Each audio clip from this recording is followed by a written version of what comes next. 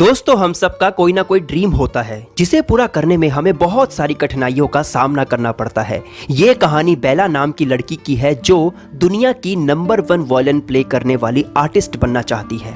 बेला को अपने dreams achieve करने के लिए किन किन मुश्किलों का सामना करना पड़ता है, तो चलिए इस सफर में चला जाए।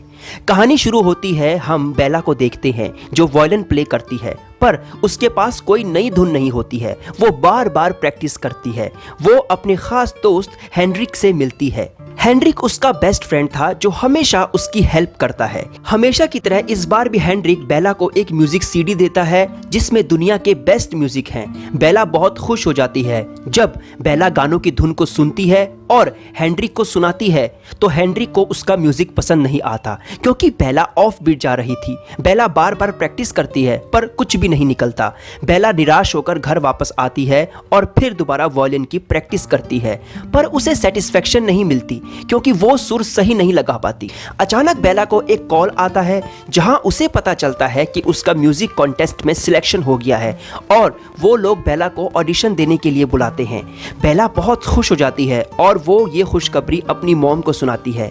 बेला की मॉम थोड़ी साइको थी। उसका अपने हस्बैंड से डिवोर्स हो गया था, पर वो उसके ड्रीम्स को हमेशा सपोर्ट करती है और हमेशा उसे मोटिवेट करती है। यहाँ पर बेला की मॉम कहती है कि क्यों ना तुम ये खुशखबरी अपने म्यूजिक टीचर को सुनाओ। फिर बेला ये खुशखबरी अपने म्यूजिक टीचर को देने जाती है, ये सोचकर कि वो उस पर प्राउड फील करेंगे। यहाँ पर वो बेला को निराश करते हैं और कहते हैं कि तुम्हें वायलिन का बेसिक तक नहीं आता, तुम्हें 5 साल और सीखना चाहिए, बावजूद इसके कि तुम बहुत बड़े कॉन्टेस्ट में हिस्सा ले रही हो। बेला घर वापस आती है, वो बहुत रोती है। बेला की मॉम उसे चुप करवाती है और कहती है कि हेनरी का आज बर्थडे है, वो तुम्हें पार्टी में इनवाइट कर रहा है, वहां जाओगे तो तुम्हारा मूड चेंज हो जाएगा।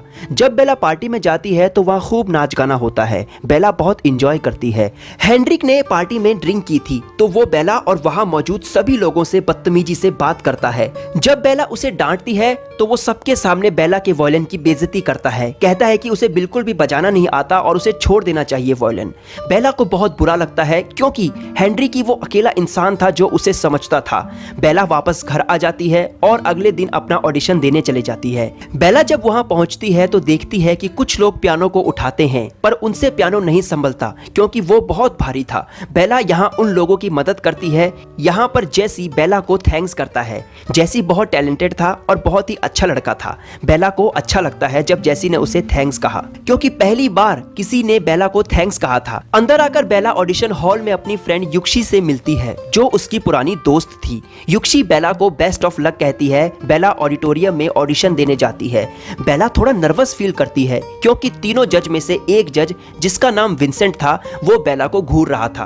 बेला बहुत नर्वस फील करती है। बेला वायलिन सही तरीके से नहीं प्ले कर पाती। बेला की परफॉर्मेंस खराब जाती है। बेला रोते रोते स्टेज के पीछे जाती है। अचानक बेला को कोई मोटिवेशन देता है। उसको कहता है कि तुम कर सकती हो, यू कैन डू इट। इससे पहले बेला को लाइफ में किसी ने भी इतना मोटिवेट नहीं किया था। बेला को कॉन्फिडेंस आता है और उसके माइंड में अचानक नई ट्यून आ जाती है। बेला जल्दी से स्टेज पर आती है और वायलिन प्ले करती है। वो इतना अच्छा वायलिन प्ले करती है कि ऑडिशन में पास हो जाती है और सारे जज खुश हो जाते हैं। विंसेंट जो जज था वो बेला को अपना कार्ड देता है और कहता है कि तुम्हें कभी भी वायलिन की कॉम्प्लेक्स ट्यून सीखनी हो और उसकी नॉलेज लेनी हो तो तुम मेरे इंस्टीट्यूट में आ सकती हो। बेला को लगता है कि विंसेंट ही वो आदमी है जो बेला को मोटिवेशन दे रहा था। शाम को बेला अपनी फ्रेंड युक्शी को सारी बात बताती है। वो कहती है कि युक्शी, आज बैक स्टेज पर किसी ने उसे कहा कि तुम कर सकती हो, यू कैन डू इट, और तुम्हारे अंदर वो टैलेंट है। इसके बाद बेला नेक्स्ट राउंड के लिए कुछ नई धुन चाहती है तो वो विंसेंट की क्लास में जाती है जहां विंसेंट उसे नई कॉम्पोजिशन सिखाता है। इसके बाद बेला युक्शी के बैंड ग्रुप में जाती है। उनका बहुत फेमस बैंड था। वो लोग खूब मस्ती करते हैं। इधर बेला को जेसी मिलता है। उसने एक दिन पियानो उठाने में जेसी की मदद की थी। जेसी को याद आ जाता है कि बेला कौन लड़की है। जेसी बहुत टैलेंटेड लड़का था तो बेला जेसी को लाइक करने लगती है, पर बेला को लगता है कि जेसी उसकी फ्रेंड युक्शी को चाहता है। बेला पूछ भी लेती है युक्शी से कि क्या तुम्हारा जेसी से कोई रिलेशनशिप है, पर युक्शी उसे मना कर देती है कि जेसी और वो बस बेस्ट फ्रेंड हैं।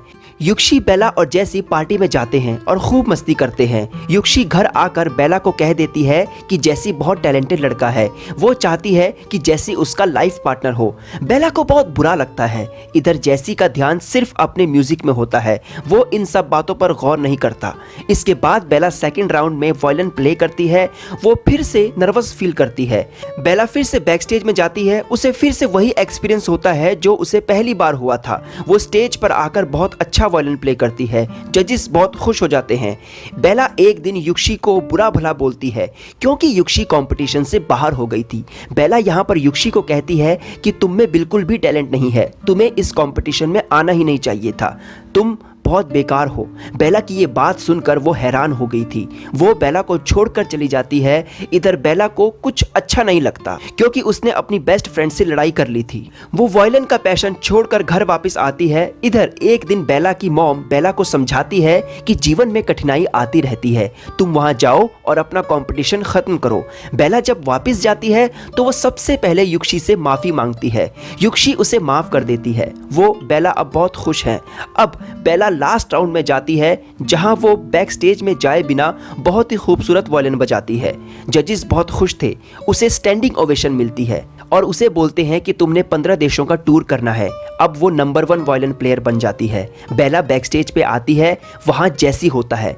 बेला को पता चल चुका है कि उसे मोटिवेशन देने वाला और कोई नहीं बल्कि जैसी ही था और जैसी भी कहीं ना कहीं बेला को लाइक करता था। कहानी यहाँ पर खत्म हो जाती है। आपको लैला बेला की कहानी कैसी लगी कमेंट सेक्शन में जरूर बताइए। वीडियो अच्छी लगे तो लाइक, शेयर और चैनल को सब्सक्राइब करना ना भूलें। Thank you so much.